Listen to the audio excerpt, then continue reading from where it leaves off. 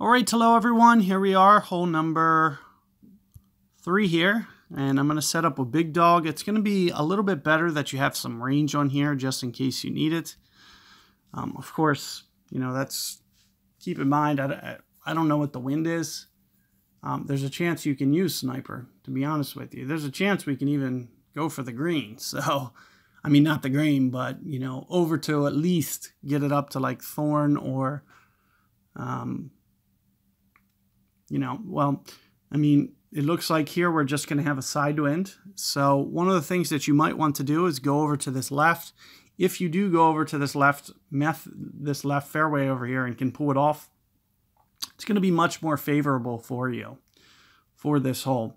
Now, what I'll recommend is kind of going into power and just kind of using your backspin to kind of, so it's much better than here what you see my opponent doing, which is, you know, kind of a smaller power. It would be much better if you need it to just kind of nose spin it, for example, and just hit it a little bit deeper. So let's take a look here. As I mentioned, you know, it's much better to kind of keep off the backspin. So I'm just going to kind of do this with just side spin more than anything. And let's take a look at this. 8.3. We're going to be somewhere up in here with the needle here. And we're going to just be using the max ring value, so I won't need the power slider for a shot like this. And you'll see right at max seems to be pretty good. So there's 5 rings, and we're just going to go right about 7 rings. As I mentioned, no power looks pretty good, so that's all we're going to do. Is try to keep this as easy as possible. And as I mentioned, you know, if you can kind of, and it looks like I still, you know, it looks like I'm going to actually need to actually crank up the backspin, or I'm going to have to land much closer to that bunker. So I got just a little bit too aggressive there. I'm just going to pitch it back. It's not a big deal. All you have to do is just kind of tweak your spin just a little bit from what I just did there.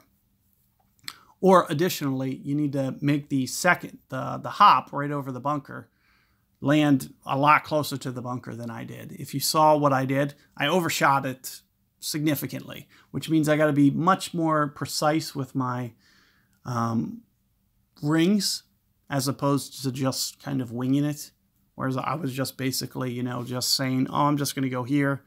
And you can see being too casual with it, you can see what happened to my shot because of that. But all I'm going to do is pitch back to the fairway. As I mentioned, you will be able to use a sniper here.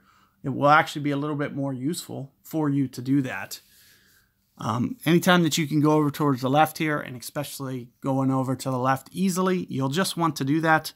And you'll just want to use, you know, 1 or 2 backspin here and just keep this into the fairway. So that's all I'm going to do is I'm going to back up here and we'll just go through a quick walk through.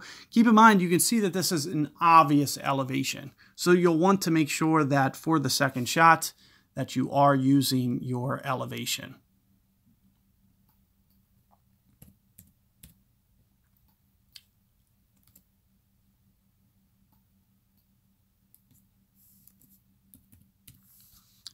So let's take a look here. 8.4 this time. And as I said, you know, this is an obvious elevation, so do make sure that you're using it. You can also see that I'm close to max here. So I'm pretty much just going to rely on the max number. However, I'm going to come in from it just slightly when I actually adjust the rings. You'll see, since it's a tailwind, I'm going to be coming in just slightly.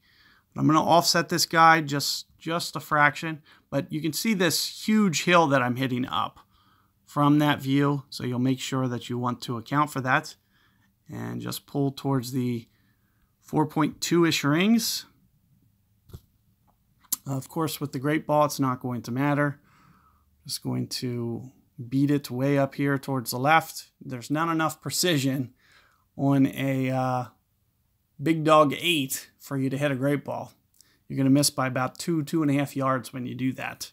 So that's what you're seeing. I landed well left of where I needed to. And as a result, you know, pretty much took myself out of the shot. So that's the reason that I was saying you might want to either use Guardian or Sniper here, especially if you have a longer sniper, just putting on the Sniper. 172 is going to be plenty if you get it up to where my opponent did and where I pitched to. It's going to be plenty for you to be able to get towards the hole and potentially make that one. Otherwise, if you need a little bit more range, you might want to go with a Guardian if you need to, which still also has very high accuracy. So, you know, you could potentially, with a great ball, be much more online as opposed to mine, where you see a great ball just pushes it, you know, 2-3 yards left of the target, plus, you know, hits on a side hill, even more left, and just kind of goes like, you know, 3 yards, 4 yards left of the hole just on one great ball. So good luck there, guys, with that third hole. Should be relatively straightforward. It'll be a lot easier for me to play it the second time. As I mentioned, I've almost never played from these tees. Like I mean, you can't practice it in game, and we've only played one tournament here and had one win ever. So with that being said, you know, it's just going to take some practice to kind of get some of those Nordic holes down, but something that you guys should easily be able to do, especially after, you know, after I saw what I did. It's very easy to correct. So, you know, I think you guys are going to do pretty well on this one with the basic setup that I've seen so far. So let's keep going here. I'll catch you guys on hole 4 coming up.